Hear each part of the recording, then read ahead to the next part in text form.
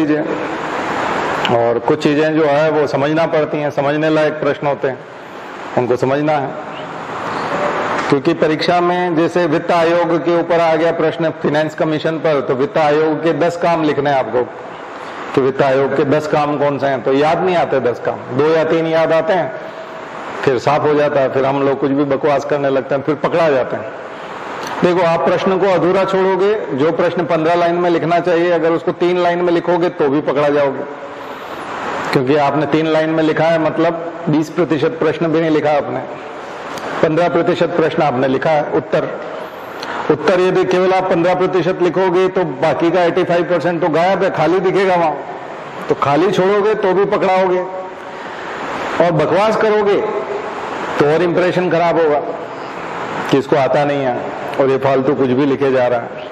तो फिर जो प्रश्न आपने ठीक से लिखे हैं उन पर भी शंका होगी कि ये भी खराब ही होगा। तो आदमी के ऊपर एक बार ठप्पा लग जाता है कि ये ठीक नहीं लिखता, तो फिर उसके ऊपर हमेशा के लिए शंका हो जाती है। तो हम लोग शंका के दायरे में भी ना आए, तो क्या करें ऐसा कि सब कुछ पक्का होता चला जाए। तो उसके लिए ये है कि 10 पॉइंट्स में तैयार कर लें उसको। तो 5 पॉइंट आप मन से भी लिख सकते हो, खींच भी सकते हो। 15 पॉइंट लिखने मान लीजिए तो आप खींच भी सकते हो, बड़ा लिखना है आंसर तो थोड़ा उसको खींच सकते हो। तो 10 पॉइंट हर प्रश्न के बना लेना चाहिए। कोई भी उत्तर जो है 10 पॉइंट से कम का नहीं होना चाहिए, चाहे वो सीएजी हो, चाहे वो राष्ट्रपति हो, चाहे वो राज्यपाल हो, चाहे वो मुख्य न्यायाधीश हो। जितने पद हैं, जितनी एजेंसी हैं, जितने आयोग हैं, उन सबको 10-10 पॉइंट में उत्तर बना लो हमेशा के लिए। इंटरव्यू में बोलना होगा तो तड़ातड़ बोल जाओगे 10 पॉइंट, तो इसका मतलब रटा हुआ काम आएगा। इंटरव्यू में भी क्या होता है कि जो बहुत स्पीड से बोलता है उसको शार्प माना जाता है, उसको माना जाता है कि बहुत इंटेलिजेंट है, बहुत शार्प, जबकि उसका रटा हुआ है। अब बिना रटे तो आप एकदम तेजी से बोल नहीं पाओगे ना, तो आपको शार्प नहीं माना जाएगा, आपको बुद्धू माना जाएगा कि आप उतने अच्छे नहीं हो। और जैसे ही आप तेज तेज बोलोगे एक साथ, सर ये होता है, इसके बाद ये एकदम से लाइन से सब कुछ बता दोगे, तो वो रोक देंगे आप। अरे बस बस बस, आपको तो सब आता है ना। वो इंडिया ऐसे ही है, अभी इंडिया अभी सुधरा नहीं है, अभी ऐसा ही है। ऐसे ही बेवकूफ बना के बनना पड़ेगा आपको, क्योंकि वो बेवकूफ बनना चाहता है तो आपको बनाना पड़ेगा। इसीलिए तो आप देखते हो ना, कई दुकानदार बोलते हैं कि हम आपको 400 रुपए बताते हैं, फिर 200 रुपए करते हैं, कैसा लगता है आपको? हम तो ईमानदारी से आपको बता रहे हैं, मतलब ऐसे समझाते हैं ना। वो नहीं, उसको समझाना ही पड़ता, डबल ही बताना पड़ता है, फिर वो कम कराता है 200 रुपये, फिर उसको खुशी होती है कि मैंने इसको लूट लिया। ठीक है, ये इंडिया है। तो ये आपके एग्जाम में और इंटरव्यू में भी यही है, यही खेल है। तो फिर रट डालो, रट के देखो। आईएएस बने हुए हैं लोग, कलेक्टर बने हुए हैं, और स्टेज पे बैठे होते हैं सब जगह, और सब रट्टू लोग हैं, हम जानते हैं उनको, और उन्होंने रट रखा था। अब वो हम दिख जाते हैं तो फिर वो गर्दन थोड़ी सी नीचे नीचे करते हैं, क्योंकि उनको पता है कि इसको सब पता हम कैसे बने। जहाँ हम नहीं होते हैं वहां फिर वो डींगे हाँकने लगते हैं, और राष्ट्र और पता नहीं क्या क्या बातें करने लगते हैं, समाज और सेवा और पता नहीं क्या क्या, जबकि उससे कोई लेना देना नहीं उनका दूर दूर तक।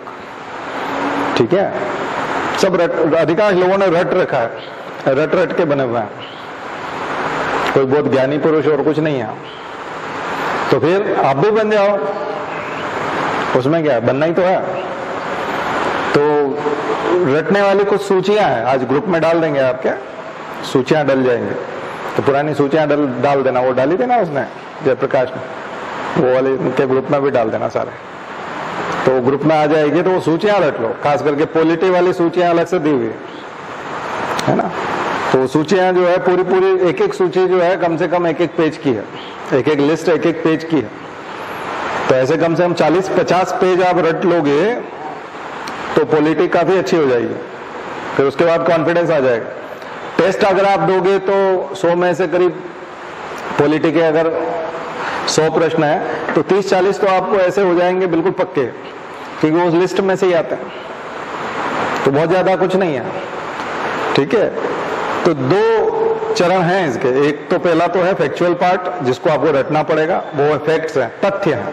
तो तथ्यों को तो रटना पड़ता है, और थोड़ा बहुत समझेंगे जब आप उसको तो वो हो जाएगा कंसेप्चुअल, वो कंसेप्ट्स हो जाएंगे, तो वो पार्ट हो जाएगा कंसेप्चुअल। तो पहला है फैक्चुअल, दूसरा है कंसेप्चुअल, जो कंसेप्ट है।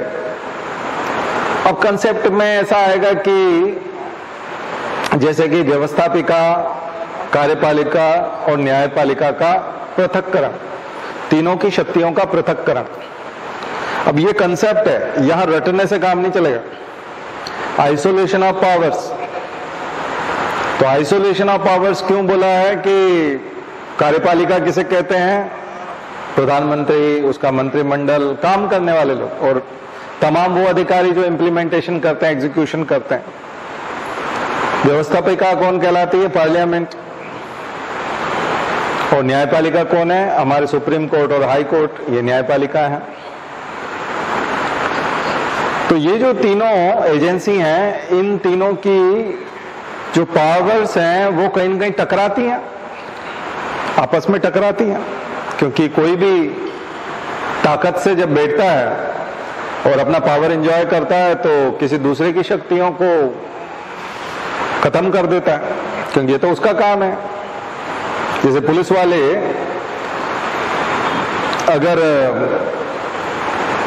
थाने में बैठ करके अपराधी को भी बुला लें और पीड़ित आदमी को भी बुला लें और दोनों के बयान लें, और बयान लेने के बाद दोनों को उपदेश देने लग जाएंगे, देखो तुमको ये नहीं करना चाहिए और तुमने ये क्या कर दिया, अब चलो समझौता कर लो, या फिर तुम भी छोड़ो, क्या पीछे पड़े हो इसके, इसने नशे में कर दिया था। तो ये काम जब वो करने लग जाएं तो इसका मतलब तुम न्यायपालिका वाला काम जो है तुमने अपने हाथ में ले लिया है, जबकि ये तुम्हारा काम ही नहीं है। तुम्हारा काम है कि पीड़ित व्यक्ति आया कि मेरे साथ ये अपराध हुआ है, तुम उसको दर्ज करो, यहीं तक तुम्हारा काम है। ये समझाना बुझाना और ये सब करना है तुम्हारे काम में आता नहीं है। जैसे आपने यूपी में देखा हो, महिला का पति जो है वो मार दिया पुलिस वालों ने, तो एसपी और कलेक्टर समझा रहे थे कि देखो मुकदमेबाजी से कुछ नहीं होता, टीवी पे आ रहा है ना उसका, तो ये तुम्हारा काम थोड़ी है। ये शक्तियों का पृथक्करण है, तुम्हारी शक्तियां अलग जगह इस्तेमाल करो, ये नहीं है तुम्हारी शक्तियां, यहां दूसरे की शक्तियां। ये न्यायपालिका के अंडर में चला गया, मर्डर हो गया ना, एक आदमी मर गया, अब उसका पोस्टमार्टम होगा और उसके बाद उसकी पोस्टमार्टम रिपोर्ट होगी और एफआईआर दर्ज होगी और ये सब डायरी सबमिट होगी, केस डायरी कोर्ट में। अब कोर्ट देखेगी कि अपराधियों को क्या सजा होनी है। ये तुम बीच में समझौता कराने वाले हो कौन? आ गया समझ में? इसी को कहते हैं, मैंने छोटे से उदाहरण से समझाया, शक्तियों का पृथक्करण। तो पार्लियामेंट की भी अपनी शक्तियां, उसके बाद न्यायपालिका की शक्तियां शुरू हो जाती हैं। तो कानून बनाने की शक्तियां व्यवस्थापिका की यानी कि पार्लियामेंट की है। तो ये कंसेप्ट है, ये क्या है? कंसेप्ट, सिद्धांत। और इस सिद्धांत के तहत जो कार्यपालिका है वो उसको इंप्लीमेंट करेगी, उस कानून को कार्यान्वित करने का काम करेगी कार्यपालिका। और वो ठीक से हो रहा है कि नहीं, कानून ठीक से बना है कि नहीं, संविधान के हिसाब से बना है कि नहीं, और संविधान के हिसाब से बना है तो फिर इसको लागू किया जा रहा है कि नहीं किया जा रहा है। तो ये काम देखने का काम किसका है? न्यायपालिका का। आगे समझ? तो तीनों के काम बटे हुए हैं। तो न्यायपालिका का काम वहां से शुरू होता है जहां व्यवस्थापिका का काम खत्म होता है।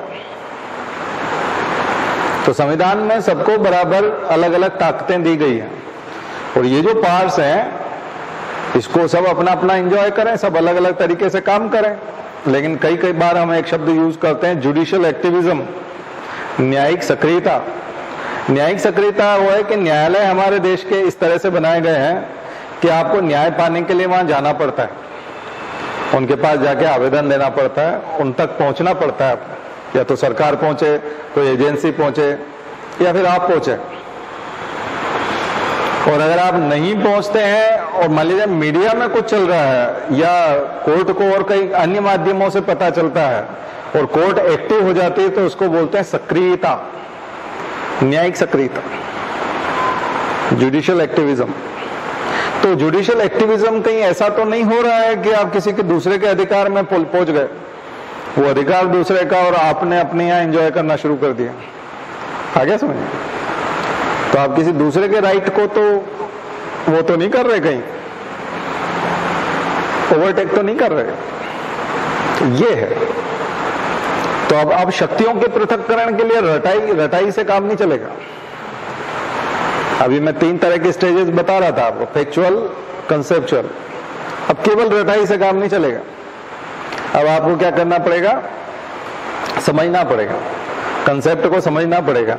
उसके लिए ये क्लास और हमारे नोट्स जो हैं वो बहुत काम के हैं कंसेप्ट को समझाने के लिए। तीसरा और स्तर होता है पॉलिटी का, जिसको बोलते हैं कॉन्टेक्चुअल, संदर्भात्मक, कि अभी कॉन्टेक्स्ट क्या है उसका, यानी कि संदर्भ क्या है। अभी इन दिनों में ऐसा क्या हुआ है कि उस प्रश्न को हम पढ़ें, तो करंट अफेयर्स, पॉलिटी का current affairs, current affairs related to polity, यानी कि संसद ने कोई कानून बनाया है क्या, न्यायपालिका ने कोई डिसीजन दिया है क्या,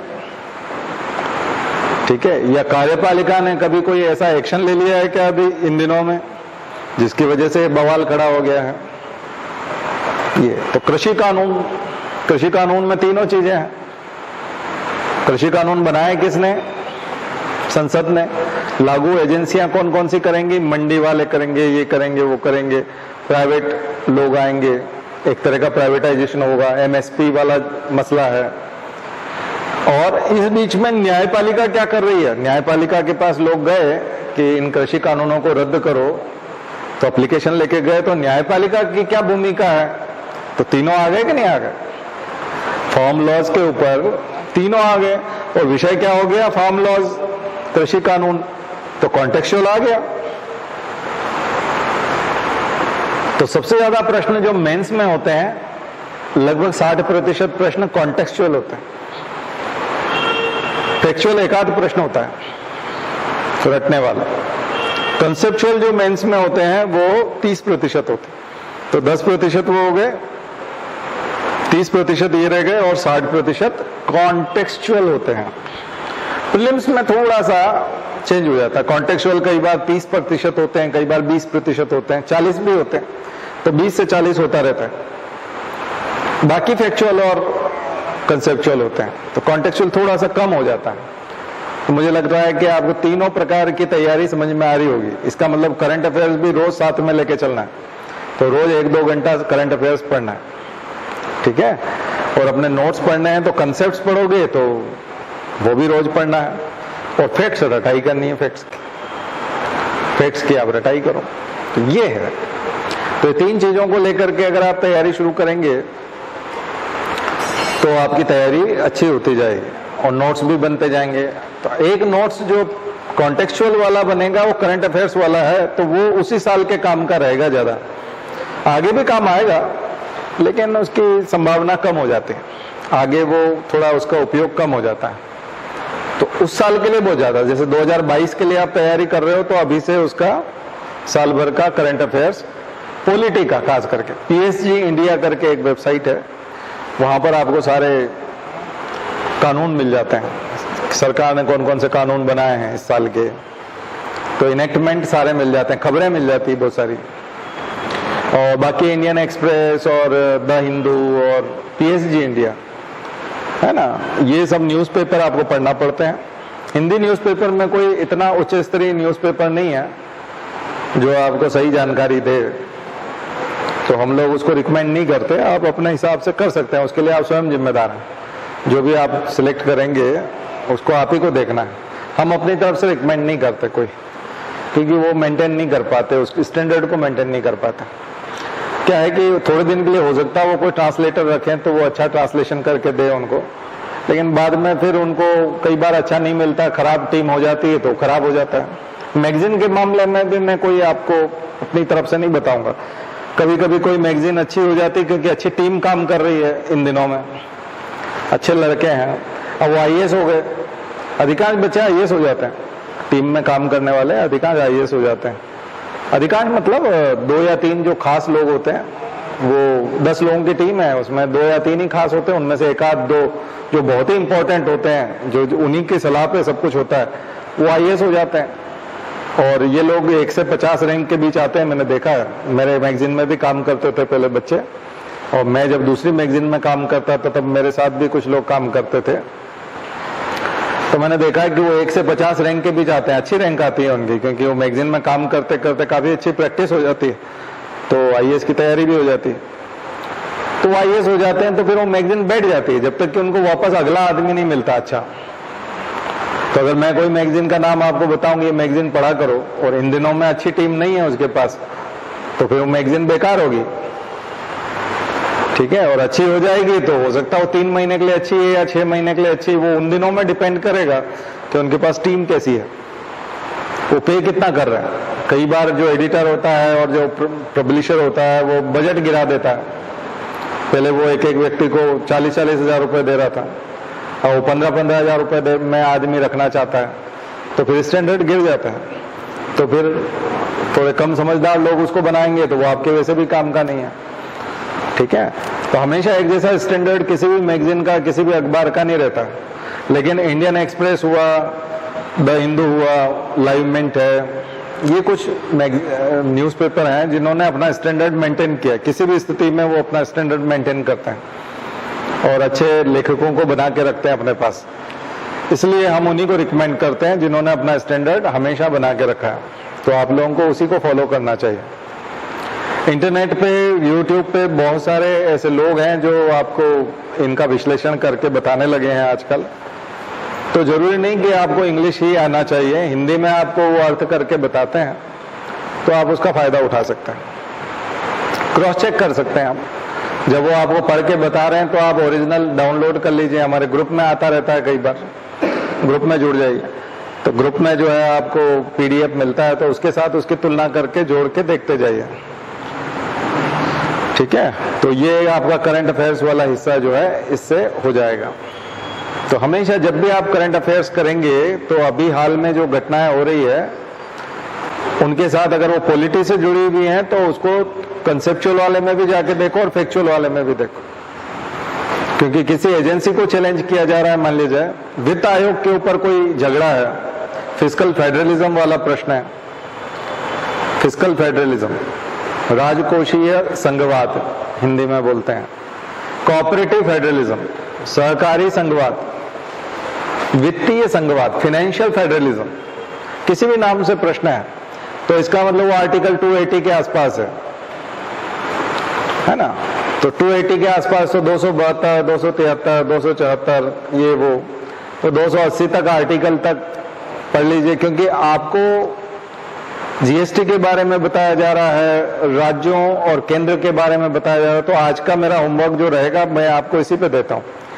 ठीक है, वित्तीय संघवाद पहले भी दिया है शायद, लेकिन फिर से लिख लीजिए। Financial commission 280, article 280, finance commission, वित्त आयोग, और टाइप्स ऑफ टैक्सेशन, करों के प्रकार, कौन कौन से कर हैं। थोड़ा सा इकोनॉमिक्स जैसा हो जाएगा लेकिन पॉलिटी का पार्ट रहेगा। इकोनॉमिक्स में भी आता है types of taxation, indirect taxes, direct taxes, कौन कौन से टैक्सेस कैसे हैं, उनका नेचर कैसा है, कौन उसको कलेक्ट करता है, कितना पार्ट अपने पास रखता है, दूसरे को दे देता है, क्या करता है, वो पूरा। और GST अपने आप में एक फुल टॉपिक है, पहले भी दिया था, फिर से ले लीजिए उसको, पक्का प्रश्न बनता है। तो अब GST का मुद्दा है और झगड़ा चल रहा है और अखबार में आप कोई आर्टिकल पढ़ रहे हो तो आपको 280 में भी जाना पड़ेगा, 280 को भी समझना पड़ेगा, फाइनेंस कमीशन को भी समझना पड़ेगा, कंसेप्ट को भी समझना पड़ेगा कि ये संघवाद होता क्या है। तो फेडरलिज्म हमने कहां से लिया? कनाडा से लिया। संघवाद कहां से लिया? कनाडा से।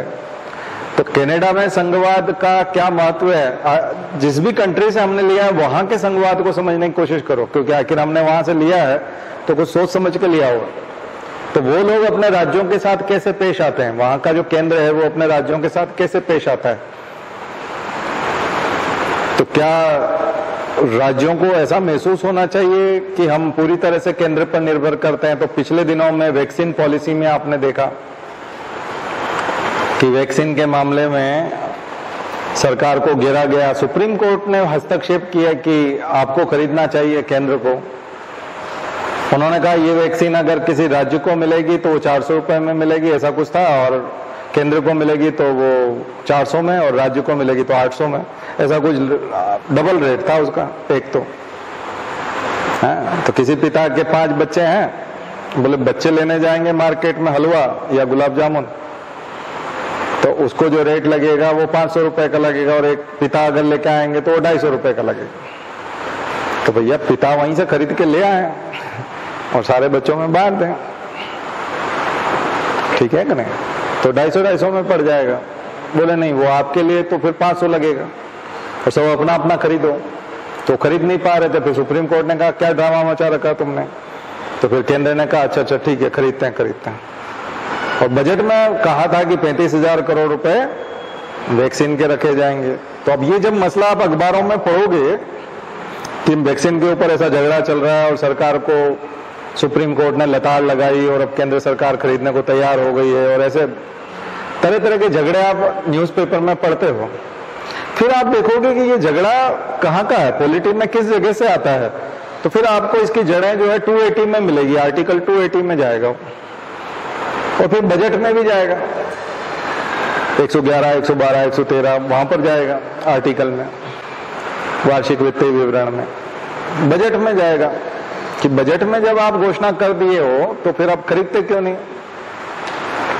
और अगर आपने 35,000 करोड़ बजट में कहा है कि हम वैक्सीन के लिए रखे हुए हैं, तो इनको राज्यों को दो ना, तो फिर ये खरीदेंगे उससे। आप देते क्यों नहीं राज्यों को? तो राज्य कौन है? जैसे कोई मध्य प्रदेश का नागरिक अलग से है क्या? वो तो भारत का नागरिक है। हमारे यहाँ मध्य प्रदेश का तो अलग से कोई नागरिक होता नहीं। तो संघवाद का मतलब क्या है? तो आर्टिकल 1 में भी जाएगा ये कि भारत राज्यों का संघ है। आर्टिकल 1 क्या कहता है? भारत अर्थात इंडिया क्या है? राज्यों का संघ है, यूनियन ऑफ स्टेट्स। तो अगर ये राज्यों का संघ है तो अलग से तो कुछ है नहीं, और एक ही नागरिकता होगी, सिंगल सिटीजनशिप होगा। तो सिटीजनशिप राज्यों की भी अलग से नहीं होती, तो राज्यों की अलग से भी बहुत ज्यादा इनकम नहीं होती है। अगर होती भी है तो वो हॉस्पिटल में खर्च हो चुकी है, ऑक्सीजन मंगाने में खर्च हो चुकी है, और अभी उनको वेंटिलेटर मंगाने पड़े हैं, तो उनके ऊपर भार ऑलरेडी ज्यादा है। तो अब आप क्यों नहीं कर देते मदद? आप भी तो टैक्स लेते हैं सीधा, और सारे राज्यों को मदद होनी है तो एक जैसी एक रूपता क्यों नहीं रखते? वो एक रूपता तो आप ही बना सकते हो, क्योंकि आप ही ने आदेश दिए हैं, पूरा फार्मास्यूटिकल आपके अंडर में है, बहुत सारी चीजें हैं वो केंद्र के अंडर में। शुरू में जब ये प्रयोग हुआ था 1909-1919 के जो मार्लेमेंटो और मॉन्टेग्यू चेम्सफोर्ड, तो अंग्रेजों ने क्या कर दिया था कि 1909 में जब ये प्रयोग कर रहे थे वो, तब सिंचाई को अलग कर दिया था और कृषि को अलग कर दिया था। उन्होंने कहा एक राज्य के पास रहेगा, एक केंद्र के पास रहेगा। तो उन्होंने कहा भाई ये समझो थोड़ा सा, सिंचाई कृषि का ही भाग है, सिंचाई करेंगे कहाँ पर? इरिगेशन आखिर होगा कहाँ? तो प्रयोग होते होते हम इस स्तर पे आ गए कि अब हमने एक जैसी चीजें एक जगह पे रख दी हैं। लेकिन जब कोई महामारी आती है तो ये फिर एक्सपीरियंस नहीं है भारत को कि महामारी में आखिर किसको क्या करना पड़ेगा, राज्य क्या करेंगे, और क्योंकि ये तो आए दिन तो आती नहीं ना, ये तो कभी कभी होता है, 100 साल में एक बार हुआ है। तो अभी राज्यों को फिर प्रैक्टिस नहीं है, और भारत तो अभी बना है 1947 में, और महामारी आई थी उस समय में 1919 में, यानी 1920 में स्पेनिश फ्लू, वो स्पेनिश फ्लू था, और ये क्या है? कोरोना था। तो कोविड-19 जो है आपका नया एक्सपीरियंस है, तो नया एक्सपीरियंस में क्या करना पड़े? अब बात समझ रहे हैं आप लोग कैसे जुड़ रहा है? ये कॉन्टेक्सचुअल चीज जो है आपके उधर थ्योरी में जा रहा है, यानी कि फैक्चुअल पार्ट में जा रहा है, और वहां पर कंसेप्ट में भी जा रहा है। तो कंसेप्ट क्या हो गया? राज्यों और केंद्र वाला कंसेप्ट। खबर कौन सी हो गई? जीएसटी हो गई, वैक्सीनेशन हो गया, बजट हो गया, महामारी के समय में पेंडेमिक में जो आदेश जारी किए जाएंगे केंद्र के द्वारा, राज्य कितना पालन करेंगे। तो बड़ा कंफ्यूजिंग था हमारे देश के लिए, बहुत कंफ्यूजिंग था। कंफ्यूजिंग इसलिए था कि महामारी अधिनियम जो है उसको कौन कर सकता है? तो बोले उसको पुलिस करेगी। तो आपको पिटाई कौन लगा रहा था जब लॉकडाउन हुआ था? तो पिटाई कौन लगा रहा था? पुलिस वाले लगा रहे थे। पुलिस किसके अंडर में आती है? राज्य में आती। लेकिन लॉकडाउन किया किसने था? प्रधानमंत्री ने, जबकि प्रधानमंत्री कर नहीं सकते। दरअसल पहले दिन प्रधानमंत्री जब आए थे तब उन्होंने एक दिन का कर्फ्यू रखा था, जनता कर्फ्यू, और उसके बाद कहा कि अब हम 21 दिन में महाभारत जीत जाएंगे। 18 दिन वाला महाभारत हम 21 दिन चलाने वाले हैं और हम 21 दिन में महाभारत जीत जाएंगे। खैर बड़े आशावादी थे तो कोई दिक्कत वाली बात नहीं थी उसमें, लेकिन ये विषय तो राज्यों का है। लॉकडाउन लगाना, पुलिस का उपयोग करना, कर्फ्यू लगाना, ये कभी भी केंद्र का विषय नहीं रहा। तो ये आपने ओवरटेक किया। ये विषय किसका है? कानूनन आप जाएंगे फैक्चुअल पार्ट, तो ये विषय किसका है? राज्यों का। ये तो राज्यों को करना चाहिए था, पर आपने ले लिया और आपने उस पर एक तरह से कब्जा किया और आपने घोषणा कर दी। अब चूंकि सब परेशान थे तो उन्होंने कहा ठीक है, अब ये कह रहे हैं तो सही कह रहे होंगे, जो भी है,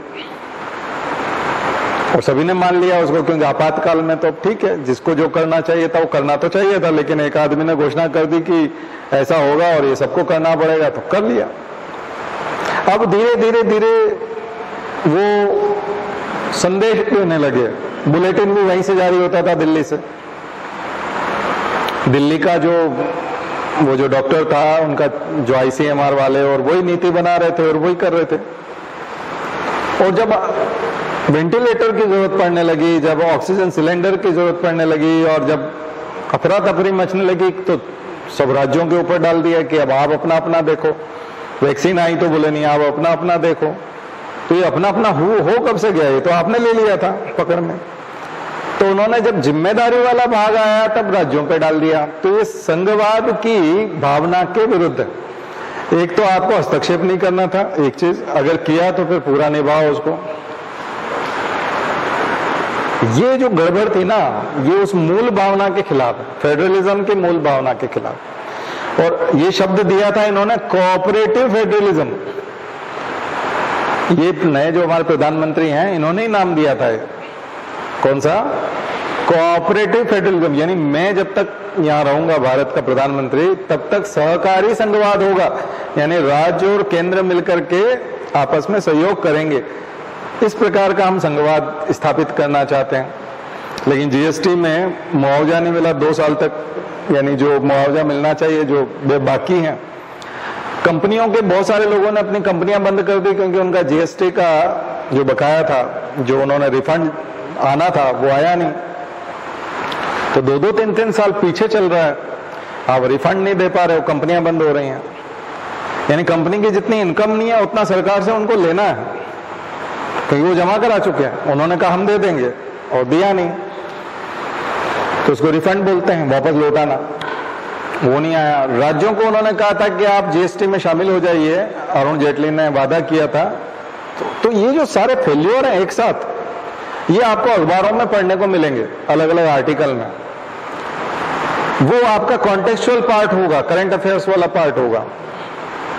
और जब इनको आप सिद्धांत तौर पर आर्टिकल में आकर के देखोगे तो वो होगा फैक्चुअल पार्ट, क्योंकि उसमें आप आर्टिकल की रटाई करोगे और आर्टिकल की लैंग्वेज पढ़ोगे, उसकी डेफिनेशन पढ़ने की कोशिश करोगे, वो रटना पड़ेगा आपको। और तीसरी तरफ है सिद्धांत, जो हमने लिया है कनाडा से।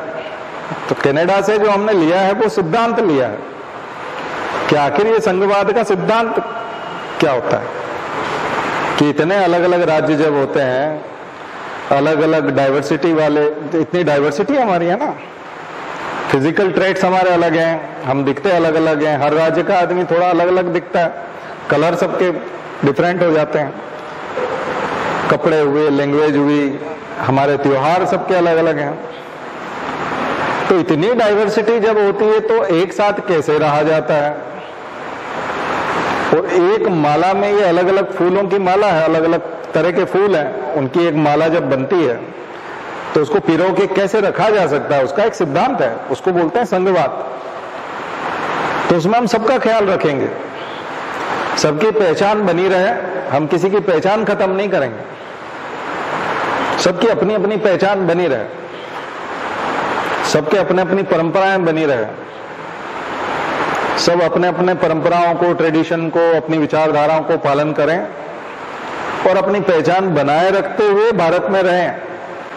उसके लिए जरूरी है कि जो व्यक्ति ऊपर शासन कर रहा है इन सबको वो सबके प्रति जिम्मेदारी निभाए, सबके प्रति कर्तव्य निभाए और सबको म्यूचुअल कंसेंट, आपसी सहमति से, न कि अधिकार पूर्वक या दादागिरी से या डरा धमका करके या शोषण करके या वंचित करके या कोई सुविधा छीन करके, इस तरह से आपको नहीं करना है।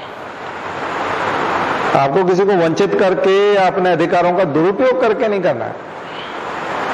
आपसी सहमति से, प्रेम पूर्वक, सहयोग से अब आपको वो करके रखना है।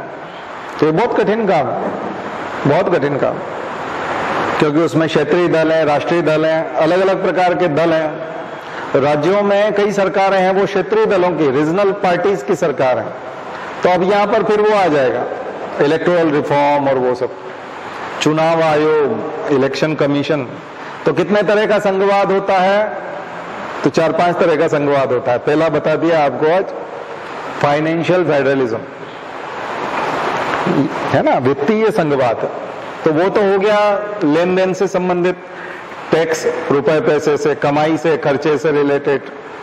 तो जो कमाई, खर्चा और रुपया, पैसा, टैक्स और सुविधाएं, वैक्सीन का पैसा देना, ये वो इलाज का पैसा देना, ठीक है, ये सारी चीजें किस में आ गई? इसमें आ गई, फाइनेंशियल वाले में। और इसका संचालन किसके माध्यम से होता है? वित्त आयोग के माध्यम से। एक कमीशन बना हुआ है, वो 5-5 साल के लिए वो कमीशन जो है अपनी रिपोर्ट देता है कि अगले 5 साल तक क्या प्रपोजल होंगे। उन्होंने मुखर्जी फार्मूला, गाडगिल फार्मूला, तरह तरह के फार्मूले बनाए हुए हैं। और वो फार्मूले इस आधार पे बनाए हुए हैं कि जो बंटवारा होगा टैक्स का, वो किस आधार पे होगा। टैक्स का बंटवारा इस आधार पे होगा कि वो राजधानी से कितना दूर है, क्योंकि राजधानी के बिल्कुल पास है। एनसीआर में ही आता है, हरियाणा का बहुत सारा हिस्सा एनसीआर में आता है, नेशनल कैपिटल रीजन। राष्ट्रीय राजधानी क्षेत्र में ही आता है, तो कोई प्रॉब्लम ही नहीं है। बहुत सारी सुविधाएं तो एनसीआर के डेवलपमेंट से ही उसका डेवलपमेंट हो जाता है। किसका? हरियाणा का। और हरियाणा चूंकि औद्योगिक क्षेत्र है और इस प्रकार का क्षेत्र है, तो वहां टैक्स अपने आप ज्यादा आता है। तो हरियाणा खुद भी अपना विकास खुद कर लेता है, तो उसको टैक्स का केंद्र सरकार कम मदद करेगी। लेकिन उत्तराखंड को ज्यादा मदद करेगी, क्योंकि वो पर्वतीय इलाका है, दूरस्थ इलाका है और उसके पास टूरिज्म के अलावा और कोई इंडस्ट्री नहीं है, बड़ी इंडस्ट्री नहीं है। तो दुर्गम इलाके में योजनाएं भी बहुत महंगी होंगी, रोड बनाना बड़ा मुश्किल होता है, पुल बनाना बड़ा मुश्किल होता है, तो खर्चे भी ज्यादा आते हैं। तो दुर्गम इलाकों वाले, जंगली इलाके जहां जंगल ही बहुत ज्यादा है, नॉर्थ ईस्ट है, उनके लिए अलग टाइप का बजट होगा। सब राज्यों को आप एक जैसा नहीं कर सकते। फिर पॉपुलेशन का साइज भी देखा जाएगा। अब एक परिवार में, संयुक्त परिवार है और 5-6 भाई एक साथ रहते हैं, किसी के 5 बच्चे हैं, किसी के 2 बच्चे हैं, किसी का 1 ही बच्चा है। तो जो खाने पीने की चीजें और कपड़े बटेंगे वो उस आधार पे बटेंगे ना, कि क्योंकि एक ही जो मुखिया है परिवार का वो तो एक ही है। लेकिन वो सबको इस आधार पे थोड़ी देगा कि नहीं हम 2-2 जोड़ी कपड़े सबको देंगे बस, ये जो खाना पीना है ये आधा किलो सबको मिलेगा, 1-1 किलो सबको मिलेगा, ऐसा नहीं है ना। वो डिपेंड करता है कि उसके पास कितनी जिम्मेदारियां हैं। तो उत्तर प्रदेश सबसे ज्यादा जनसंख्या में राज्य है, तो उत्तर प्रदेश को फिर अलग से वेटेज आपको देना पड़ेगा। फिर क्षेत्रफल भी देखना पड़ेगा, क्षेत्रफल कितना है। फिर आपको टैक्स का कंट्रीब्यूशन भी देखना पड़ेगा कि उस राज्य से कहीं टैक्स ज्यादा आता है और जनसंख्या कम है, तो कहीं उसके साथ अन्याय तो नहीं हो रहा है, क्योंकि वो कमा के तो ज्यादा लाता है और उसको हम देते तो बहुत कम है। तो ये भी देखना पड़ेगा। अब आपको समझ में आ गया होगा कि वित्त आयोग कैसे काम करता है। वित्त आयोग यही सब हिसाब किताब लगाता है कि हमारे पास जो टैक्स आया है इसको वापस बांटना कैसे है।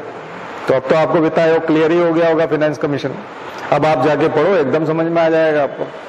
अब मीडियम भी बहुत ज्यादा मतलब नहीं रखता, क्योंकि आपको मूल बात समझ में आ गई तो आप चाहे उसको इंग्लिश में पढ़ लो चाहे हिंदी में, बहुत ज्यादा फर्क नहीं पड़ता उसका। इंग्लिश में जो नहीं पढ़ना जानते अभी, अगर वो कोशिश करना शुरू करेंगे तो 3 महीने से लेकर 6 महीने में आदत हो जाती है।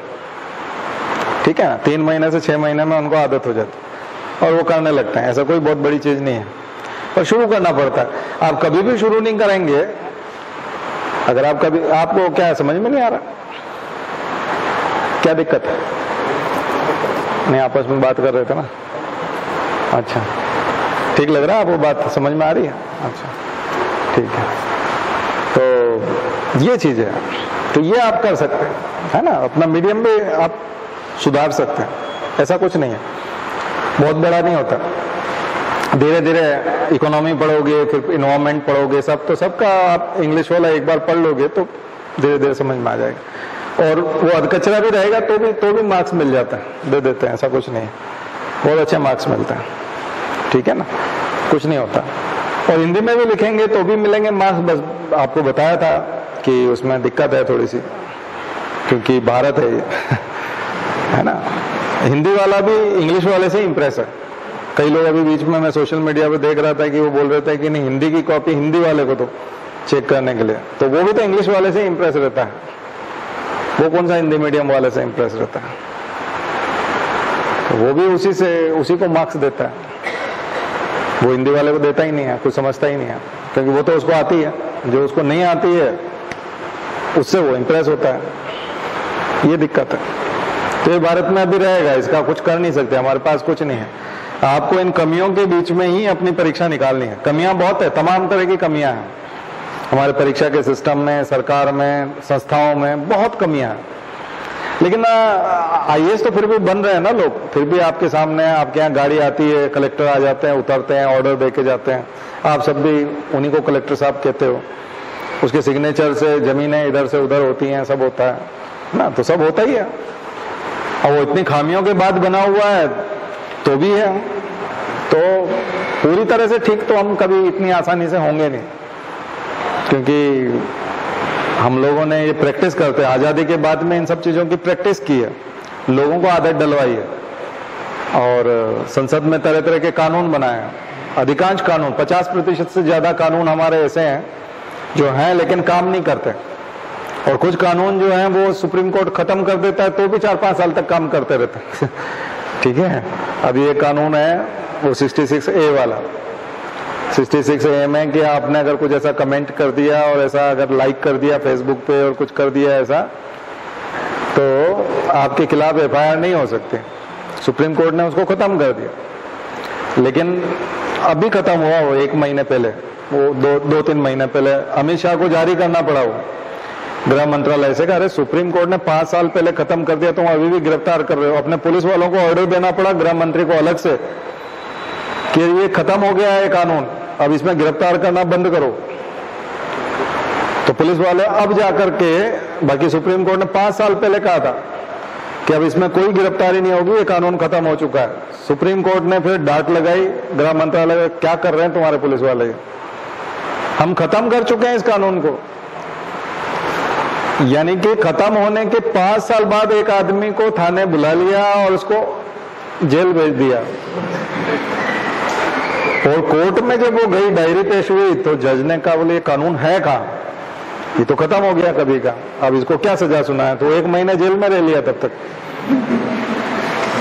बाद में उसको कहा कि तुमको गलती से अंदर डाल दिए, तो बोले तो कानून ही नहीं है, वो FIR ही खत्म की जाती है। आगे समझे, ये इंडिया है, इसलिए बता रहे हैं कि इंडिया और पूरे भारत में किया जा रहा था। अभी 2 महीने पहले फिर अमित शाह ने, गृह मंत्रालय ने एडवाइजरी जारी, को स्पेशल ऑर्डर निकाला कि सुप्रीम कोर्ट हमको बार बार लताड़ लगा रहा, क्यों कचरे करवा रहे हो हमारे, अब गिरफ्तार करना बंद करो। लेकिन अभी भी गांव देहात में हो सकता है कहीं कोई थाना हो तो वो कर लेगा, अभी भी कर लेगा। अभी उसको समझाना बहुत मुश्किल है इंडिया में, तो इसलिए भारत है, तो यहाँ बिल्कुल अलग स्थिति है, ठीक है। तो इसलिए अभी हम आजाद होने के बाद कई चीजों को हम लोग अभी प्रैक्टिस में ला रहे हैं। तो इतना आसान नहीं कि हम लोग अभी प्रैक्टिस कर जाएंगे और परफेक्ट हो जाएंगे, तो अभी तो बहुत ट्रायल एंड एरर चलेगा। तो एग्जाम्स भी इसी बीच में चलेंगे, इसी बीच में एग्जाम चलेंगे। आपने प्रैक्टिकल एग्जाम दिए होंगे कई बार आपने किसी एग्जाम की शुरुआत में आपने देखा हो सुबह 11 बजे कितनी गहमा गहमी है, चेकिंग हो रही है, ये हो रहा है, और अंदर ये नहीं आएंगे, वो नहीं आएंगे, मोबाइल बाहर रखो, और ये करो और वो करो। और 11 बजे वो भी टीचर भी एनर्जेटिक होता है, बच्चे भी होते हैं और स्टाफ भी होता है और सब होता है। 1:30-2 बजे तक वो थक गए, अब कुछ बच्चे वो सप्लीमेंट्री शीट मांग रहे, तो एक इधर वो भाग गया, वो खत्म हो गया तो वो ऑफिस में ले चला गया। यहाँ एक ही आदमी बचा था, इसको स्टूडेंट ने कहा बोले सर ये नहीं है, तो वो भी भाग गया।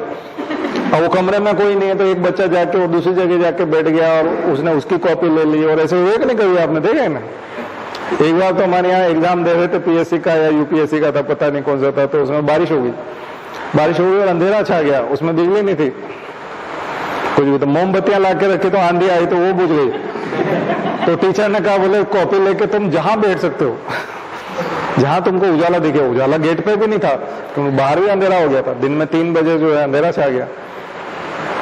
तो बिल्कुल ऐसा लग रहा था जैसे 7 बज गया रात का, है ना। तो पूरी छूट दे दी उसने, अरे तुम्हारे पास जो कुछ भी है। उस समय तो मोबाइल भी नहीं होते थे ना, नहीं तो मोबाइल भी चला लेते, उसका बैटरी चला लेते। तो इंडिया है, बहुत मोटे अंदाज से देश चल रहा है, बहुत मोटे अंदाज से। जैसे हमारे किचन में हम लोग तरह तरह के चम्मच रखते हैं, एक मुट्ठी ये दे दो, चावल ले लो, कितने लोगों का 5 मुट्ठी बना लो ना। ये तो कोई ऐसा थोड़ी करते हैं हम कि मिलीग्राम में या ग्राम में तोल रहे हैं, या ऐसा। ऐसे देश चल रहा है, यहाँ की जुडिशरी चल रही है, यहाँ की परीक्षाएं होती है, यहाँ की कॉपियां चेक होती है मोटे अंदाज से, बहुत उसी अंदाज से, बहुत भारी भरकम अंदाज होता है वो, छोटा मोटा माइक्रो लेवल का नहीं होता। कॉपी चेक हो जाती है, उससे रिजल्ट बन जाते हैं, मेरिट बन जाती है। उसी से मैंने बताया ना, वो इंटरव्यू में जो है वो एक समोसा खाने चला गया उठ के। अभी मेरा एक इंटरव्यू हो रहा था, मैं थोड़ा पीएचडी के सिलसिले में, तो वो जो महोदय थे जो आके चिल्ला रहे थे, वो कहीं चाय वाय पीने चले गए। मेरा नंबर आया था, वो थे ही नहीं। मैं 20 मिनट बोल चुका, अपनी सारी बात रख चुका, और जब मेरी बात खत्म हो रही थी तब वो, मैं ऑनलाइन था, वो ऑनलाइन था, तो मैं सभी को देख रहा था कि कौन क्या कर रहा है। तो वो सीट खाली थी एक, और जब मेरी आखिरी बात चल रही थी, आखिरी लाइन थी मेरी, तब वो आके बैठे उस कुर्सी पे। आखिरी बात वो उस पे बैठे और बैठते ही बोले ये आपका ठीक नहीं है। मैंने कहा तुमने सुना ही नहीं भैया। मैंने कहा थे कहाँ अभी? यहाँ थे ही नहीं, आपने सुना ही नहीं। बोले नहीं मैं सुन रहा था। मैंने कहा खाली था, अभी बैठे 2 सेकंड हुए अभी, आपने मेरी बात ही नहीं सुनी, आप रिजेक्ट किस आधार पे कर रहे हो? बोले नहीं ऐसा कोई करता नहीं। मैंने कहा कोई नहीं करता, इस आधार पे इसको रिजेक्ट करोगे? मैंने कहा सब करेंगे, वो हम क्यों करेंगे, हम कुछ एक्स्ट्रा करना चाहते हैं। तो फिर उसको थोड़ा ओछा बोलना पड़ा, तो जाकर के उसको समझ में आई कि ये जो है मुझे इस तरह से नहीं करना चाहिए था। तो फिर बाद में वो उन्होंने किसी के थ्रू कहलवाया कि पहले बता देते, पहले का मौका ही नहीं दिया, तुम तो सीधा ही जो है वो करने लगे कि पहले बता दे। पहले क्यों बता देते? बात समझ में आई ना? तो आप पता चलेगा कि 5 लोग इंटरव्यू में बैठे हैं, अब आपका बारी आई है बोलने की, कुछ प्रश्न किसी ने पूछा और वो फोन आ गया उसका, वो उठ के बाहर चला गया, एक समोसा खाने लगा, एक कुछ पुराना इंटरव्यू का बचा हुआ था उसका जोड़ बाकी करने लगा, और अचानक से वो भी आ गया, वो भी आ गया। वो जो आप जो बात कर रहे हो ना बिल्कुल ठीक नहीं है। अब एकदम से ऐसे, अरे तो तुम थे नहीं भाई, तुम समोसे में थे, तुम वहां थे, तुम वहां थे। ये एक महोदय थे यहीं बैठ के पता नहीं क्या लिख रहे थे, मैं बोले जा रहा था, एक प्रश्न पूछ के भी गायब हो जाते हैं कुछ लोग। ऐसे ऐसे इंटरव्यू लेने वाले लोग मिलेंगे आपको। एक वो पूछ के गया था, हमने फिर उसको बताया कि ये जो तुम पूछ रहे हो ये है नहीं। बोले आप गूगल कर लेना। मैं गूगल क्या करना, मैं पढ़ाता हूँ इस सब्जेक्ट को। मैंने कहा इस नाम का कुछ होता ही नहीं है। ये क्या पूछा आपने? मैंने कहा इस नाम का कुछ होता है, तुम करो गूगल जाके कि है भी एक नहीं दुनिया में कोई ये चीज, क्या है ये तुम्हारी खुद की बनाई हुई दिमाग की उपज है, ये चीज ही नहीं है। ये जो तुम पूछ रहे हो है ही नहीं दुनिया में, क्या है ये शब्द नहीं है। इतना उसको डांटना पड़ा, समझे? तो ये आप लोग नहीं कर पाओगे। ये तो क्या हम लोग एक्सपेरिमेंट करते रहते थे, तो बाद तक एग्जाम देते रहते थे, तो हमको ये खामियां पता है। तो बहुत इसी पर बनना, इसी में आपको। अब आप ही महिला बाल विकास अधिकारी बनेंगे, आप ही जिला रोजगार अधिकारी बनेंगे, आप ही डिप्टी कलेक्टर बनेंगे, आप ही आईएएस बनेंगे, आईपीएस बनेंगे, सब इसी सिस्टम में बनेंगे, इसी कचरा सिस्टम में बनेंगे। यूपीएससी का थोड़ा सा ठीक है, उसका एक संगठित तरीका है, और वो एक कैलेंडर को फॉलो करता है और एक सिलेबस को भी स्ट्रिक्टली फॉलो करता है, स्टैंडर्ड भी मेंटेन किया है उसने। स्टैंडर्ड इस बात में मेंटेन किया है उसने कि वो हर साल के लिए नया पेपर बनाता है, पुराने पेपर से कॉपी नहीं करता। इधर उधर से किसी स्टेट से कॉपी नहीं करता। वो जब 2022 के एग्जाम लेगा तो 2022 के लिए पेपर बनाएगा और वो 2022 के प्रश्न होंगे, उसमें अधिकांश 30-35 प्रश्न तो करंट अफेयर्स से होंगे, वो 2022 के लिए होंगे।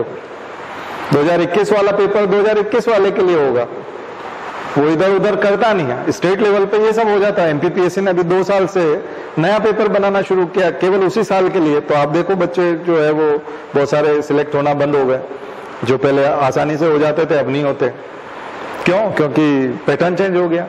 ये कौन सा पैटर्न है? यूपीएससी का पैटर्न, बस उसका छोटा भाई है ठीक है ना, क्योंकि वो उस लेवल पे स्टैंडर्ड मेंटेन नहीं कर पा रहा, लेकिन कोशिश कर रहा है स्टैंडर्ड मेंटेन करने की, ठीक है, तो कर रहा है, धीरे धीरे पहुंचेगा वो, तो उसी साल का पेपर बनता। तो ये यूपीएससी है।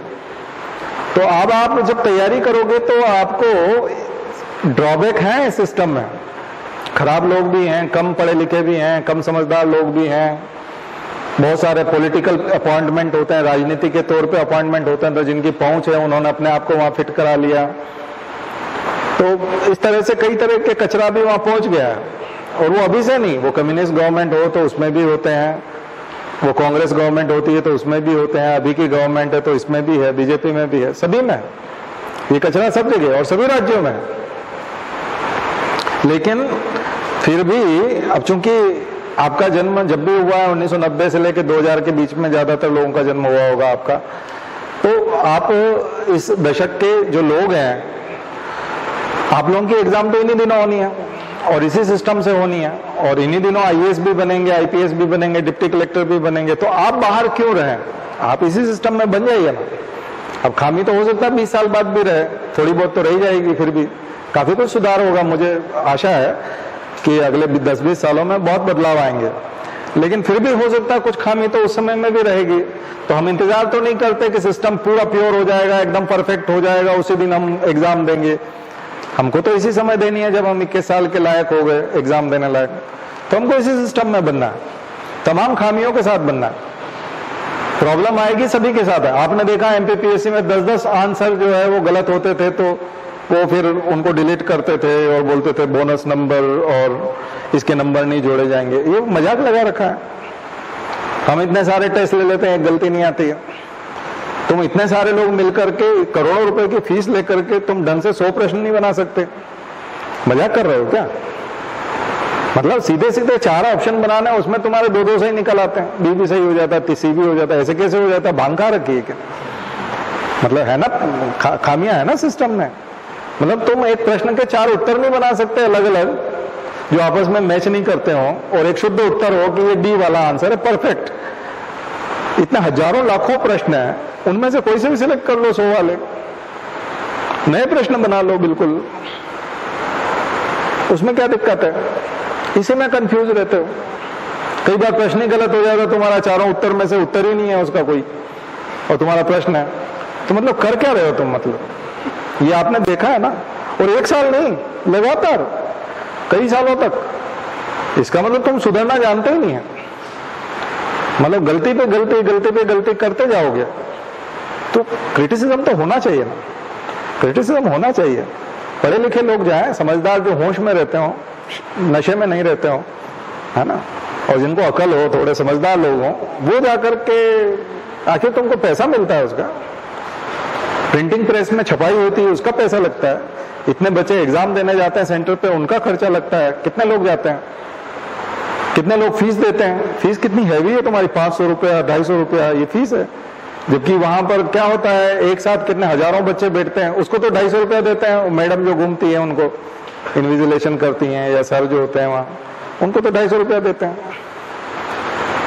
कितने बच्चों पे? 50 बच्चों पे, एक को 250, दूसरे को 250, 500 रुपये ही हुआ 2 बच्चों की फीस में। बाकी 48 बच्चों की फीस। पेपर कितने का होगा? 8 रुपए का पेपर होगा। आंसर शीट 1.5 रुपए की, 2 रुपए की आंसर शीट होगी, मोटा कागज है। तो 10 रुपए में आपका ये खर्चा हो गया एक बच्चे पे, तो बाकी तो करोड़ों रुपया बच गया ना। तो तुम पेपर नहीं बना सकते? थोड़ा अगर कोई किसी से 10,000 रुपए बनवाया तो उसको 50,000 रुपए ऑफर करो, कम से कम गलतियां तो ना निकले। तुम्हारे पास तो करोड़ों रुपया रखा हुआ है। तो इसका मतलब ये है कि अब बात समझ में आ रही होगी आपको, हम क्या कहना चाह रहे हैं। आपको इसी में बिना दुरुस्त हुए, बिना सिस्टम दुरुस्त हुए आपको आईएएस बनना है, और बिना सिस्टम के ठीक हुए आपको डिप्टी कलेक्टर बनना है। ठीक है, सिस्टम ठीक ही नहीं होगा और आप बन जाओगे। ये होगा, करना पड़ेगा, इंतजार नहीं कर सकते हम लोग। तो उसको आप रोना नहीं रो सकते कि हमारे समय में ये था वो था, नहीं रो सकते। अभी जैसे कोई व्यक्ति बना हुआ है तो वो तो गाड़ी में बैठा हुआ रहता है ना, पहले पीली बत्ती होती थी, आजकल नहीं होती, लेकिन वो बैठा रहता है, उसका ऑफिस होता है, उसकी गाड़ी के बाहर लिखा होता है कि एसडीएम है, ये डीएसपी है, लिखा रहता है ना, और उसके पास वर्दी होती है, वो रुतबा होता है उसका, वो जिस भी सिस्टम से बना वो बना हुआ है ना, वो तो काम कर रहा है और हम सबको हाँक रहा है। अफगानिस्तान में 20 साल पहले जब अमेरिका आया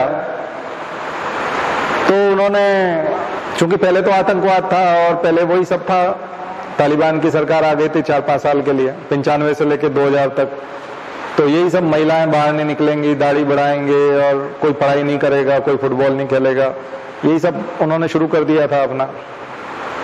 तो जब अमेरिका आया वहां उसने आक्रमण किया, तालिबान को भगाया और तमाम आतंकवादियों को ठिकाने लगाया, ओसामा बिन लादेन को बाद में मार दिया। तो उसने लोगों से कहा देखो ऐसा है कि अब मेरे अमेरिका में जैसा होता था या तुम्हारे यहाँ अफगानिस्तान में पहले जैसा होता था, वैसे अधिकारी बनाओ, कुछ पढ़े लिखे लोगों को कहो कि तुम फौज में आओ, कुछ लोगों को कहो कि तुम कलेक्ट्री संभालो, कुछ लोगों को कहो तुम जमीन जायदाद का हिसाब किताब देखो, कुछ लोगों को कहो कि तुम मुकदमे निपटाओ, तो वो जज बन गए।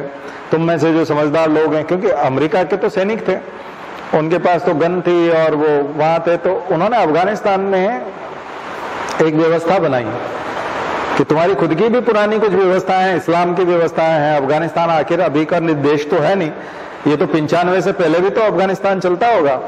तो उन्होंने देशी लोगों से देशी तरीके से कुछ संस्थाएं बनाई। फिर 2005 आते आते 6 आते आते जब कॉलेज खुलने लगे, यूनिवर्सिटी बनाई गई, लाइब्रेरी हो गई, तो उन्होंने कहा एक आध कंपटीशन करवा लेते हैं, तो फिर उन्होंने कंपटीशन के माध्यम से कुछ, फिर 2010 आते आते और सिस्टम अच्छा हो गया, तो उन्होंने और परफेक्ट ऑफिसर और कर्मचारी और वो निकालना शुरू किया। पर हमको तो आजाद हुए काफी समय हो गया, हमारे यहाँ तो सिस्टम काफी समय से बना हुआ। ठीक है, तो ऐसे किसी भी एक नए देश में, नया जो देश आजाद होता है पुराने सिस्टम से आजाद होता है, निकल करके आता है। तो हमने तो अंग्रेजी सिस्टम जो ब्रिटिश सिस्टम है उसको 80% तो वही फॉलो कर लिया, सीधा सीधा कॉपी कर लिया वो। हमने नए भारत में आजाद होने के बाद कोई सिस्टम बदला थोड़ी। आईपीसी हमारा 150 साल पुराना है, 1870-60 का वो, तो हमारा आईपीसी इंडियन पिनल कोड कब का है ना, तो कितना साल पुराना है, 160 साल पुराना है। उसी से हम काम चला रहे हैं, उसी से आदमी गिरफ्तार होता है, उसी से गवाही होती है, उसी से सबूत होते हैं और उसी से कोर्ट की डायरी बनती है। आज भी हमने तो कुछ बदला ही नहीं उसमें, थोड़ा बहुत बदला सीआरपीसी में, है ना। तो बहुत ज्यादा बदलाव हम लोग नहीं कर पाए, कानूनों में नहीं कर पाए। कई चीजें तो अकबर के जमाने की, हमारे पूरी जो हमारी जमींदारी और ये जो पूरा खास करके जमींदारी तो नहीं कहेंगे, लेकिन जमीन का जो पूरा बंदोबस्त है और जो पूरा हिसाब किताब रखा जाता है, पटवारी और ये सब नाम जो है, पटवारी नाम हुआ, कानून गो हुआ, या जो नाम होते हैं खतौनी, खसरा, नकल और बकिया नवीस और पता नहीं क्या क्या नाम होते हैं ना, सारे सारे मुगलों के जमाने के नाम है।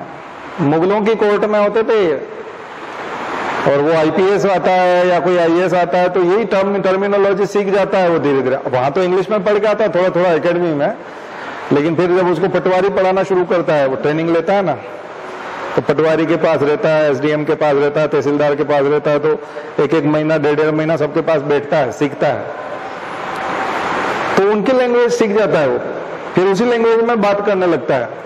भले वो आईआईटीएन हो, इंग्लिश मीडियम का हो, बाद में बोले वो जमादार, वो थानेदार, वो ये लो, ये इसको गिरफ्तारी, इसको ये करो, वो करो, इसको खारिज कर दो निरस्त करना भी बहुत कम लोग जानते हैं, बहुत सारे हिंदी नहीं जानते, उनको अनुमोदन, अनुशंसा और ये समझ में नहीं आता कि ये झंझट क्या है, तो उनको हिंदी सीखनी पड़ती है। हिंदी वाले राज्यों में, इंग्लिश वालों को कई जगह, आप जो तमिलनाडु में होते हैं, वेस्ट बंगाल जहाँ बंगाली चलती है, कहीं प्योर मराठी है, कहीं ऐसे, तो ऐसे इलाकों में फिर आपको इंग्लिश से काम चलाना पड़ता है।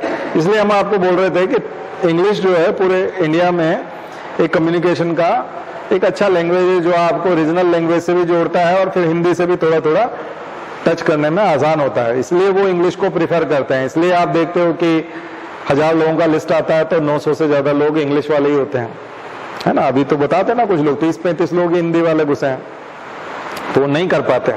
एक और उसके बारे में भी राज उस दिन मैंने क्लियर नहीं किया था, आज और क्लियर कर देता हूँ। इंग्लिश वाले अचानक से यहाँ एकदम एक्स्ट्रा नहीं घुस गए हैं। ऐसा नहीं है कि इंग्लिश वाले जो है 700-800 की लिस्ट है तो 750 जो 800 में से एकदम से इंग्लिश वाले अभी अचानक से यहाँ घुस गए, ऐसा नहीं है। वैसे ये हर एग्जाम में है, भारत की हर एग्जाम में, कि केवल सिविल सर्विसेज में नहीं है, केवल यूपीएससी की बात नहीं है, ये सभी एग्जाम्स में है। सभी एग्जाम्स मतलब जब आप नीट की देखते हो या फिर आप आईआईटी का देखते हो उसमें भी है। और ये भेदभाव बचपन से है, बचपन से ऐसे है कि जो अच्छे बच्चे होते हैं और जिनके पिताजी बहुत जागरूक होते हैं बच्चों को पढ़ाने के मामले में, वो लोग अधिकांशतः इंग्लिश मीडियम ही दिलाते हैं अपने बच्चों को। जो खर्चा करने में सक्षम होते हैं वो भी इंग्लिश मीडियम में दिलाते हैं। और जहाँ सुविधाएं होती है वो शहरी क्षेत्र हैं, वहाँ इंग्लिश मीडियम में ही सबसे ज्यादा पढ़ाई होती है। तो शहरी क्षेत्र हुआ, पैसे वाले लोग हुए, इंटेलिजेंट बच्चा हुआ, गरीब आदमी भी है और उसका बच्चा बहुत इंटेलिजेंट है, बचपन से ही वो बहुत शार्प है और बहुत अच्छी मेहनत करता है और पढ़ाई में उसका बहुत लगन लगती है, तो गरीब आदमी भी कैसे भी करके अपने बच्चे को फिर इंग्लिश मीडियम में पढ़ाने की कोशिश करता है। उसको लोग सलाह देते हैं कि तुम्हारा बच्चा बहुत अच्छा है, इसको थोड़ा सा अच्छे स्कूल में भेजो। बात समझ में आई ना। तो इंग्लिश मीडियम वालों के ज्यादा सिलेक्शन इस वजह से नहीं होते कि वो केवल इंग्लिश मीडियम है उसका, वो बचपन से ही अलग निकल जाता है। 95% जो सिलेक्शन होने लायक जो लोग होते हैं वो बचपन से ही आइसोलेट हो जाते हैं, नर्सरी में और उसी में वहीं से आइसोलेट हो जाते हैं, इनकम ग्रुप के हिसाब से भी, इंटेलिजेंसी के हिसाब से भी, और रूरल अर्बन के हिसाब से भी, और स्कूल के स्टैंडर्ड के हिसाब से भी। आगे समझिए। फिर वो जो कॉन्वेंट स्कूल है, आपका सरकारी स्कूल का बच्चा 12-1 बजे करीब स्कूल शुरू होता है, उसका 3-4 बजे खत्म हो जाता है, वो घर आ जाता है। उसका बच्चा वो जो है 9 बजे 8 बजे गया था और दिन में 3, 3:30, 4 बजे तक घर आता है, तो उससे 3 गुना टाइम रहता है। उसका होमवर्क, फिर उसकी ट्यूशन अलग से होती है, तो उसकी परवरिश बिल्कुल अलग तरीके से, हार्ड तरीके से होती है। अब आप यूपीएससी में अचानक ऐसा कैसे चमत्कार होगा कि जिसने 3 घंटा 4 घंटा स्कूलिंग की, एक ने 10 घंटे किए, तो एकदम से वो 3-4 घंटे वाला वहां जंप कैसे कर जाएगा, एकदम से कैसे कर जाएगा, नहीं होगा ना। तो ये भेदभाव जो है, आप इसको डिस्क्रिमिनेशन जो बोल रहे हो, ये बहुत नीचे छोटी क्लास से है, और उसका इनकम ग्रुप से भी लेना देना है, उसका इंटेलिजेंस उससे भी लेना देना है, लगन से, और उससे, और उसका वातावरण से भी लेना देना है कि वो किस मोहल्ले में रहता है, कहाँ रहते हैं, उसके आसपास कैसे लोग हैं, ठीक है, उसके रिश्तेदार कैसे हैं, बहुत सारे फैक्टर हैं उसमें, बहुत सारे फैक्टर हैं। इसलिए SC ST के कभी भी आपको वो बच्चे जो रूरल एरिया में जंगलों में रहते हैं उनके नहीं रहते, बल्कि IAS IPS के बच्चे, बड़े बड़े इंजीनियरों के बच्चे, और बड़े बड़े जो बड़ी पोस्ट पे हैं, ऑलरेडी लाखों रुपया कमा रहे हैं, बड़े शहरों में रह रहे हैं, उन्हीं के बच्चे जो है वो बनते हुए दिखते हैं। तो टीना डाबी और रिया डाबी दोनों बन गए, क्योंकि उनके माता पिता दोनों बड़ी पोस्ट पे थे और करोड़पति आदमी है और दिल्ली में रहते हैं, तो दोनों बहनें बन गई। ऐसा कैसे हो सकता है? बाकी और भी तो SC ST में इतने सारे लोग हैं, SC में इतने सारे लोग हैं पूरे देश में, तो वो उनमें से कोई क्यों नहीं बना, और उसी घर में से 2 एक साथ कैसे बन गए? माहौल है ना, माहौल है उनके लिए, परिवार वालों ने त्याग किया है, खर्चा किया है, उनको पढ़ाया है, पहले से टारगेट करके रखा है, तो उसका फायदा उठा गए। और मीडियम तो है ही है, मीडियम फैक्टर है ही है। तो इसलिए कई लोग बोलते हैं हिंदी वाले का भी हो जाएगा, किसी कारण से उसको हिंदी लेना पड़ गया, उसके गांव में इंग्लिश मीडियम का स्कूल नहीं था, लेकिन तेज बहुत था बच्चा, उसके परिवार में वो क्षमता नहीं थी कि वो इंग्लिश मीडियम दिला पाते, वो बहुत तेज था, तो हिंदी में उसने पढ़ के काम चलाया। और जब उसको मौका मिला करने का, तो उसने इंग्लिश मीडियम के रिसोर्सेज को भी पढ़ डाला। उसको लगा इंग्लिश मीडियम के रिसोर्सेज ज्यादा हैं तो मैं इसको भी पढ़ डालता हूँ, लेकिन दूंगा हिंदी मीडियम में क्योंकि मैं कंफर्टेबल महसूस करता हूँ, तो ऐसे में वो भी बन जाता है। इसलिए तो बहुत कम बच्चे होते हैं, तो वो भी बन जाता है। लेकिन इंग्लिश मीडियम का तो 3rd क्लास बच्चा नहीं बना है ना, इंग्लिश मीडियम में था और बिल्कुल 3rd क्लास था, तो वो तो नहीं बनाया, तो ऐसे हिंदी मीडियम वाला कैसे बन जाएगा, ऑर्डिनरी बच्चा कैसे बन जाएगा? तो ऑर्डिनरी बच्चा नहीं बन पाएगा। एक्स्ट्रा ऑर्डिनरी होगा तो हिंदी वाला भी बन जाएगा। ठीक है, तो मेरी बात आज शायद और ज्यादा क्लियर हो गई होगी, क्योंकि ये चीज बचपन से चल रही है। और फिर थोड़ा और आपको ऊपर लाएं तो 11th-12th में जब आता है तो बात आती है, तब ये होता है कि सबसे इंटेलिजेंट बच्चे साइंस में जाते हैं, सबसे ज्यादा 10th में मार्क्स लाने वाले, 10th में जो मेरिट में आते हैं वो सारे बच्चे साइंस चुनते हैं, या तो मैथ्स चुनते हैं या बायो चुनते हैं। फिर वो कंपटीशन की तैयारी अलग से करते हैं, कई बार वो नहीं होते उसमें सिलेक्ट, तो भी वो प्लेन ग्रेजुएशन भी करते हैं, तो वो दूसरों से अलग होते हैं क्योंकि उन्होंने कंपटीशन की तैयारी कर रखी है। 11th-12th वालों से ज्यादा पढ़ रखा है क्योंकि अलग से कोचिंग गए थे, नोट्स पढ़ा था, तो वो डिफरेंट हो गए। आ गया समझ? तो वहां पर जाकर के फिर वो साइंस में जाते हैं, साइंस में जाकर के भी जो सबसे अच्छे होते हैं फिर वो इंजीनियरिंग और मेडिकल में जाते हैं। तो अब आपको रिजल्ट जो है इंजीनियरिंग मेडिकल से सबसे ज्यादा मिलता है। कारण समझ में आ गया होगा, क्योंकि वो क्रीम जो है वो छड़ता हुआ आया और लास्ट में छन्ना लग के एकदम ऊपर चला गया, और सबसे बेस्ट कॉलेज में और बेस्ट यूनिवर्सिटी में जाकर के उसने ग्रेजुएशन किया, तो उसको वहां फैसिलिटीज मिली। फर्स्ट सेम में गया, उसके इंटेलिजेंस को देखते हुए उसके एक प्रोफेसर थे, उन्होंने तुरंत कह दिया तुम यूपीएससी ट्राई करना। फर्स्ट सेम में ही बोल दिया उसको, और तुम मेरे साथ चैम्बर में मिलना उधर।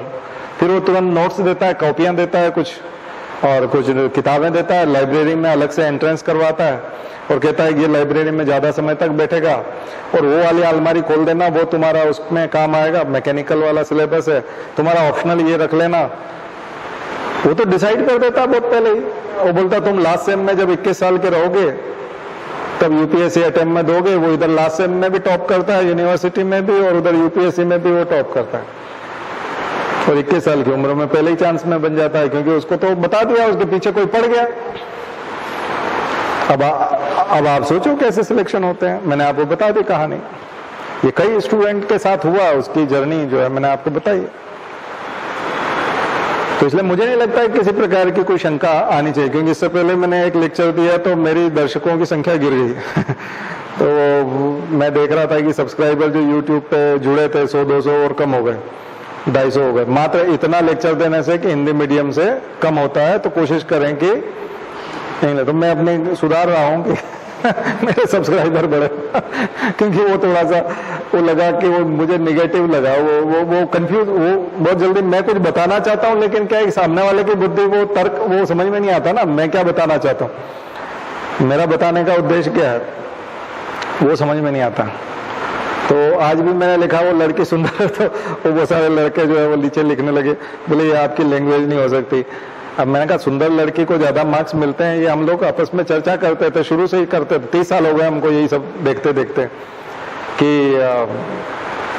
कोई भी लड़की अगर बहुत ज्यादा सुंदर है तो उसके बिल्कुल एकदम 200 से ऊपर नंबर दिए हुए हैं, तो सारे सबको 200 से ज्यादा नंबर दिए हुए हैं। तो ये तो हमारी चर्चा का ही विषय था। तो बोला आप ऐसी लैंग्वेज यूज नहीं, अपना लैंग्वेज क्या करना है, लैंग्वेज जैसा कुछ नहीं है वो। तो अब आप जाओगे और आप बाहर ही हो जाओगे, या फिर आपको आईएएस मिल सकता है और अब आपको आईपीएस मिलेगा, या फिर आईआरएस मिलेगा। आप आने थे टॉप 10 में या टॉप 50 में, और बाद में पता चला कि 6-7 सुंदर लड़कियां थी।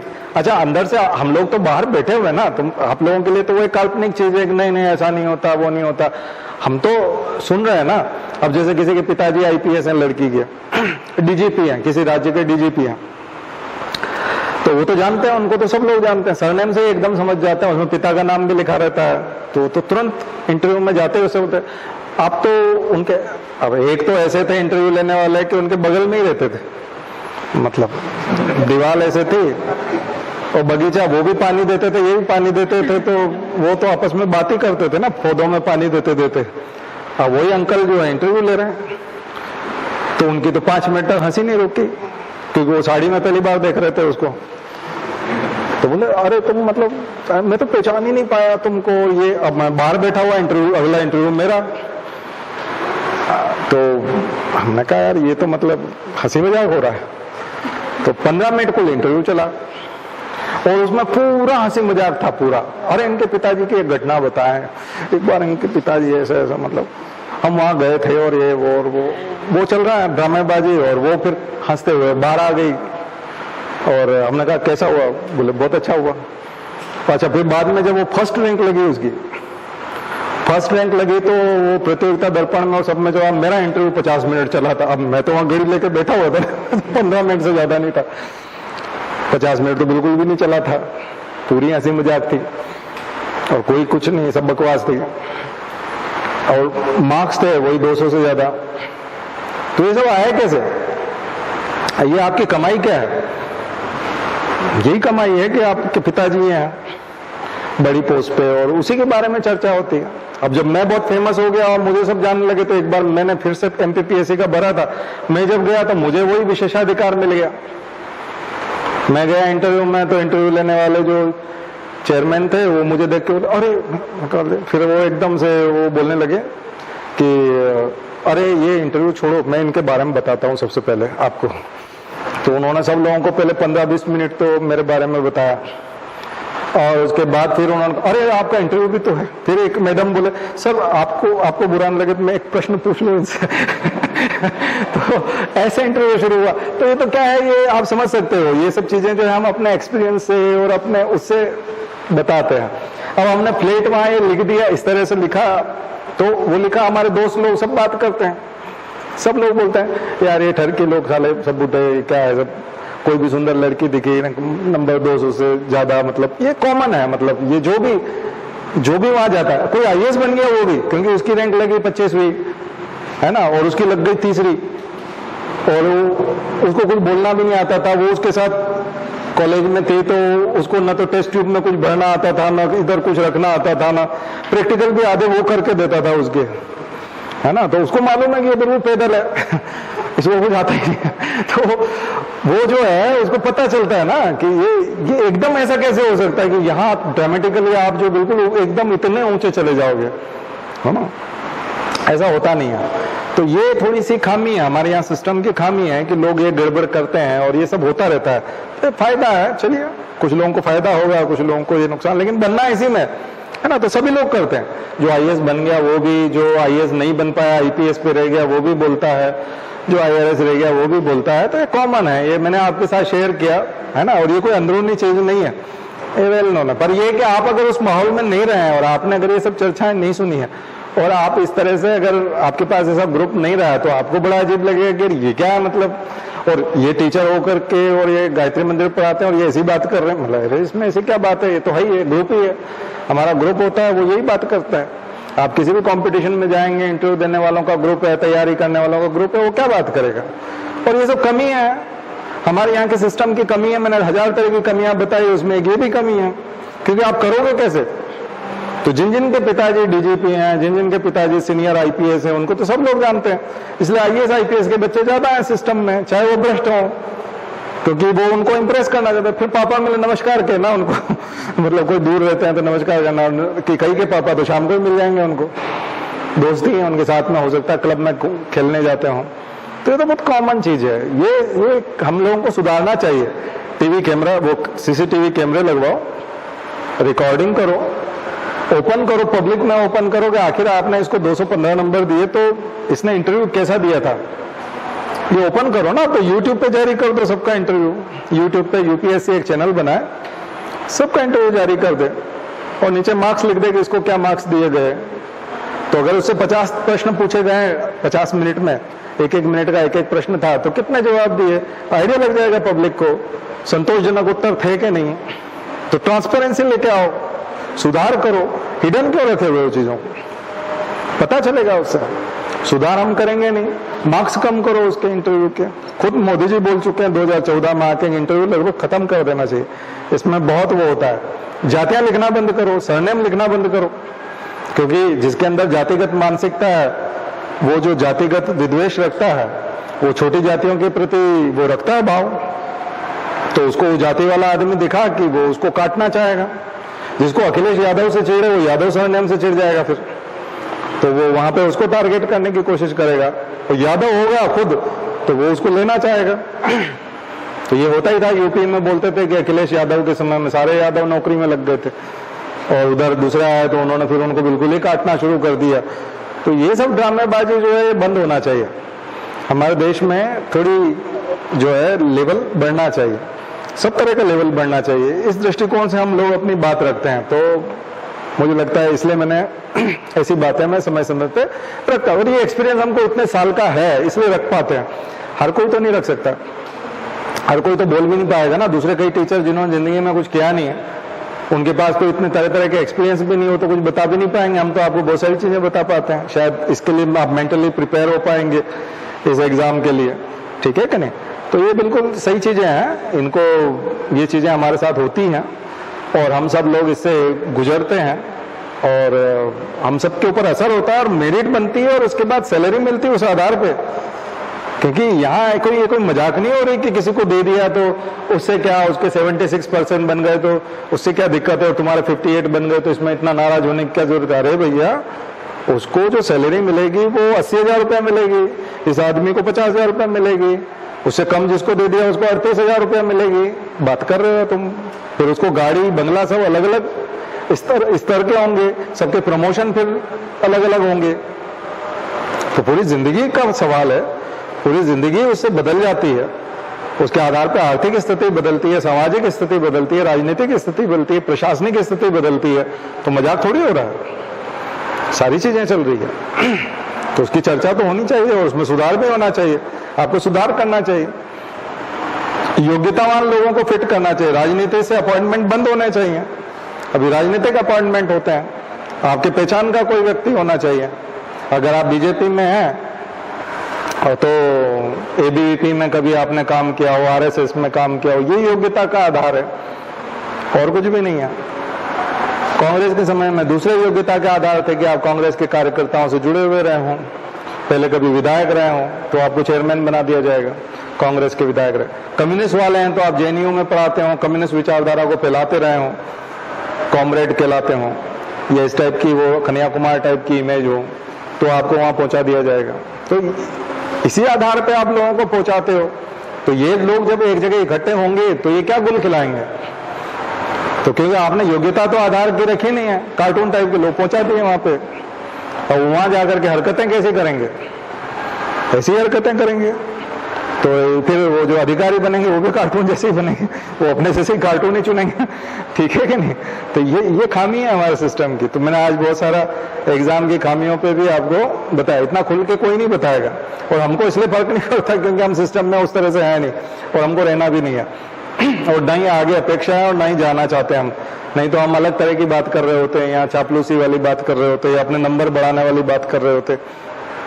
कोई लेना देना नहीं हमको, हम अपने बलबूते पे, अपने ज्ञान के बलबूते पे, अपनी क्षमता के बलबूते पे जिएंगे और उसी शर्तों पे रहेंगे। इसलिए आपको उचित सलाह देंगे, उचित मार्गदर्शन देंगे। इसमें आपको खुलना चाहिए, खुलना चाहिए मतलब आपको, आपका लेवल बढ़ना चाहिए पढ़ाई लिखाई का, ठीक है। तो बंदिशें नहीं होनी चाहिए आपकी पढ़ाई लिखाई के, उसके ऊपर रेस्ट्रिक्शंस नहीं होने चाहिए, एरिया आपका फिक्स नहीं होना चाहिए। इससे आपका दिमाग खुलेगा और आप तैयार रहेंगे, मानसिक रूप से तैयार रहेंगे। इसलिए ड्रामेबाजी है, इंटरव्यू में ज्यादा नंबर आ जाना, कम आ जाना, और इससे बाहर हो जाना, किसी का अंदर हो जाना, ये सब कोइंसिडेंस है।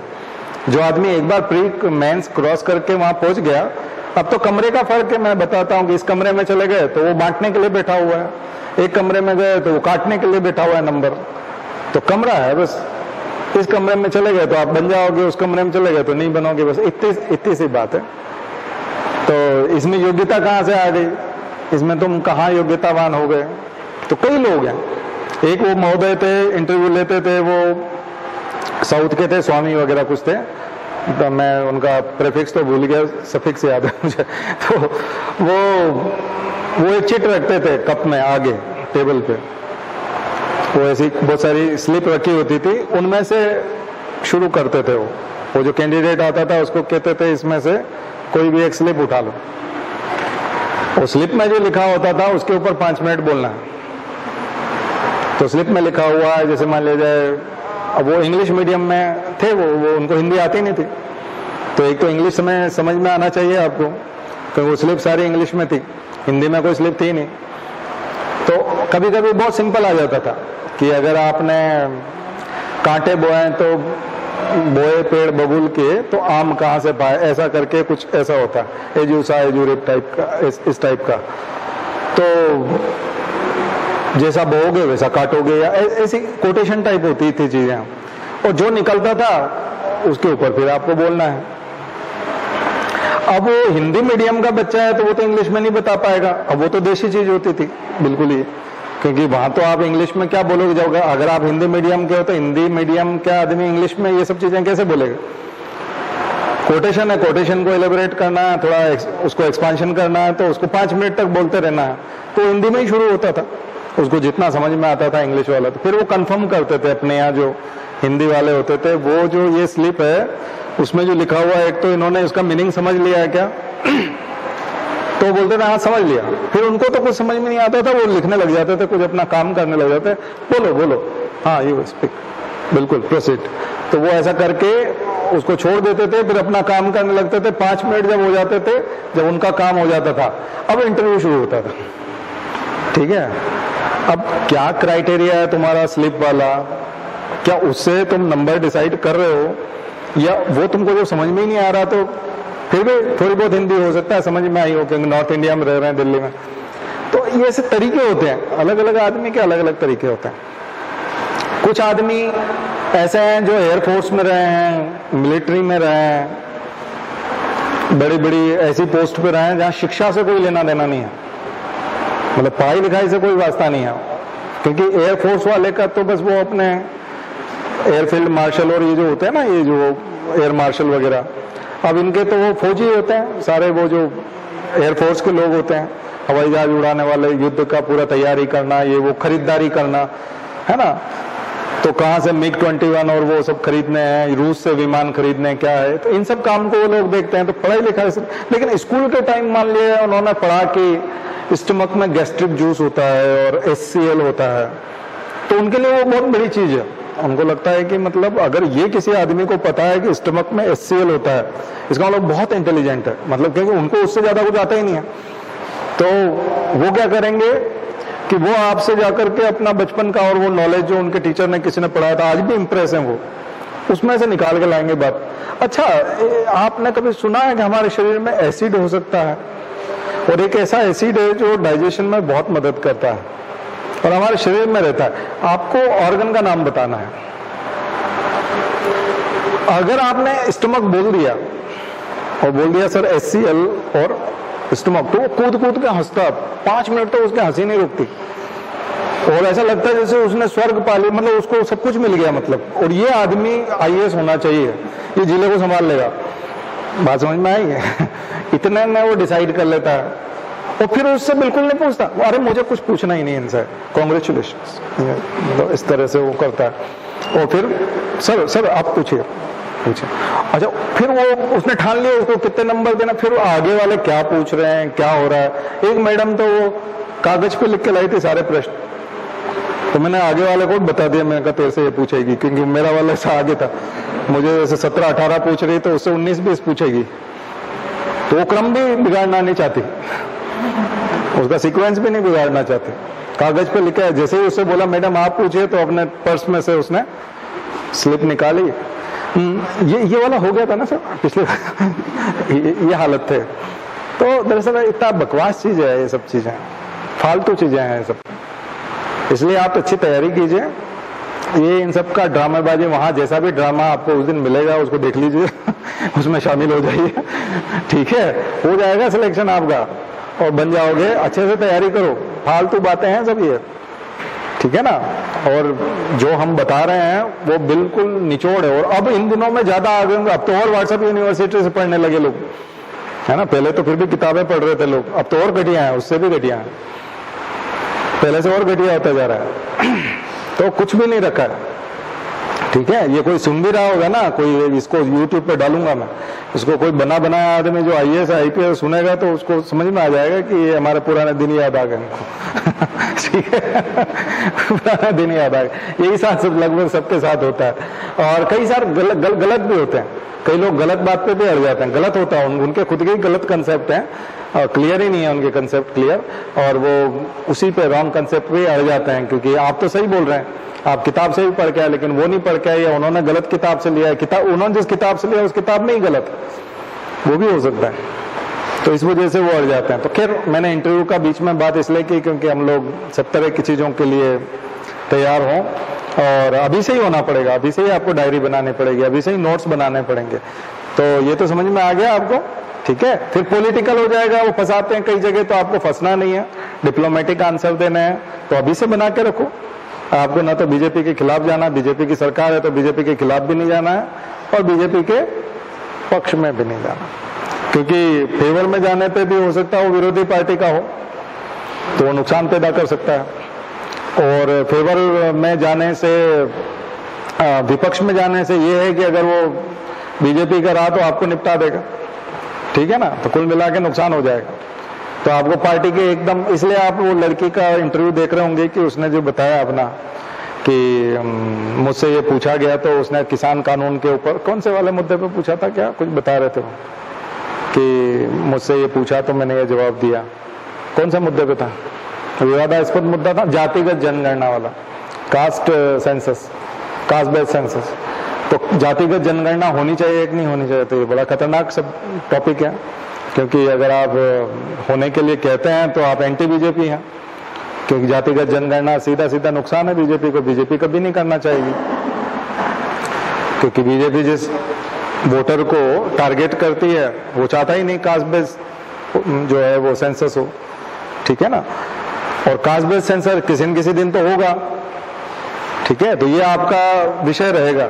तो इंटरव्यू में आपको बचना पड़ेगा, ऐसे विषय पे बोलने में बहुत दिक्कत आएगी, तो आपको ऐसे विवादास्पद विषयों का भी जो है लिस्ट बनानी पड़ेगी और उसका नोट्स बनाना पड़ेगा और उसके डिप्लोमेटिक आंसर तैयार करना पड़ेंगे, ताकि आप फंसो नहीं, उनके चक्कर में ना हो, है ना। जैसे कई नेताओं को जब बोलते हैं तो पत्रकार वो फंसते नहीं, बच जाते हैं, वो बहुत कठिन प्रश्न पूछते हैं वो कि अब तो ये गया, मतलब इसका उत्तर जो इसने दिया अगर ऐसा दिया तो भी फंसा, इधर कुआ इधर खाई, ऐसा रहता है, लेकिन वो बच निकलता है, वो तेज तर्रार नेता होता है, वो ऐसा आंसर देता है, नहीं आता चक्कर में वो। तो ऐसे ही आपको भी आंसर देना सीखना पड़ेगा। तो हर विषय के जब तक आप पारंगत नहीं होंगे, उसमें अच्छे से मेहनत नहीं करेंगे, नोट्स नहीं बनाएंगे, तो कहाँ से दे पाएंगे। तो खास करके संघवाद के ऊपर, जीएसटी के ऊपर, ये जो आपको जितनी भी चीजें दी है ना, इनके ऊपर ऐसे नोट्स बनाइए। तो इंटरेस्टिंग लगा आज का सेशन आपको, इंटरव्यू की बातें बताई तो भी। मार्केट में आपका जो इंटरव्यू चलता रहा ना व्हाट्सएप पे इधर उधर कि आईएएस के इंटरव्यू में ऐसा ऐसा पूछा, ये सब बकवास है, वैसा कुछ पूछते नहीं है, ध्यान रखो ठीक है, ऐसा कुछ नहीं होता और कई सारे इंटरव्यू आप लोग देखते होंगे यूट्यूब पे, वो भी बकवास चीज है, उन्होंने जिंदगी में कभी इंटरव्यू नहीं दिए वैसे, क्योंकि ऐसा भी नहीं होता, ठीक है ना। इस तरह का चीजें नहीं होती इंटरव्यू में, आपका व्यक्तित्व का पहचान करने की कोशिश। अब मैं कह रहा हूं कि अभी मैंने थोड़ा निगेटिव बताया, कुछ लोग ऐसे भी हैं जो अच्छे हैं, अच्छा इंटरव्यू लेते हैं, ठीक है, लेकिन पूर्वाग्रह सभी के साथ होते हैं, क्योंकि हर व्यक्ति ने कहीं न कहीं जन्म लिया है, तो उसकी जाति है, परिवार है, वो रूरल है या अर्बन है, पैसे वाला है या गरीब है, मतलब कहीं न कहीं कोई न कोई चीज उसके साथ जुड़ी हुई है, ठीक है ना। धर्म भी उसके साथ जुड़ा हुआ है, या तो वो ईसाई होगा या मुसलमान होगा या फिर वो हिंदू होगा, तो धर्म से भी जुड़ा हुआ है। तो पूर्वाग्रह उन चीजों के होंगे उसके साथ, तो इसलिए वो प्रभावित करते हैं मनुष्य को, ठीक है। लेकिन आपको इन्हीं पूर्वाग्रहों में, इन्हीं चीजों में सबके साथ बाहर निकलना है, ठीक है, ऊपर जाना है। तो आप लोगों के किसी के ऐसे एक्सपीरियंस रहे हों कभी कि आपको प्रैक्टिकल मार्क्स में या इंटरनल में, जहाँ कहीं टीचर के ऊपर विवेक पर निर्भर करता है, वो किसी कारण से जानबूझ करके कम दिए गए या बहुत ज्यादा मिल गए क्योंकि कोई वजह थी। जैसे मैं टीचर का लड़का था, तो मेरे पिताजी के साथ जो शिक्षक पढ़ाते थे, तो उसका फायदा ये मिलता था कि टीचर अपने साथी का लड़का होने की वजह से हमको आगे रखा जाता था कई जगह पे। और कॉलेज वगैरह में तो हम लोग इतने वो हो गए थे कि डिबेट हुआ या कोई और कोई कार्यक्रम हुआ तो हम स्टेज पे बहुत अच्छा बोलते थे, तो हमारे जो निर्णायक होते थे, जजेस होते थे, वो पहले ही फर्स्ट दे देते थे।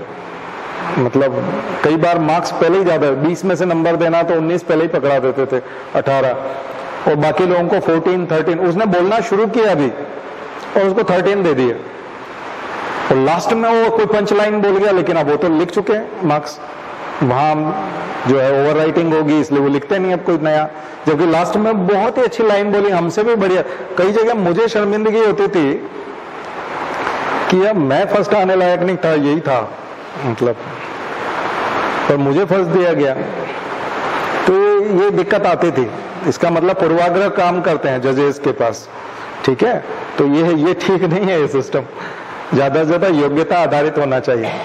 तो कभी कभी आपसे यही पूछ लिया जाए कि सिविल सेवा परीक्षाओं में क्या क्या सुधार होने चाहिए, तो आप कह सकते हैं ना कि प्रीलिम्स के लेवल पे ये सुधार होना चाहिए, मेंस के लेवल पे ये सुधार होना चाहिए, इंटरव्यू के लेवल पे ये सुधार होना चाहिए। तो ये आपका एक उत्तर भी हो गया और सिविल सेवा परीक्षा में सुधार का निबंध भी हो गया। अब आपको वही होता कमेटी और ये अलग कमेटी और वाई के अलग अलग कमेटी की रिकमेंडेशंस भर उसमें लिखनी है।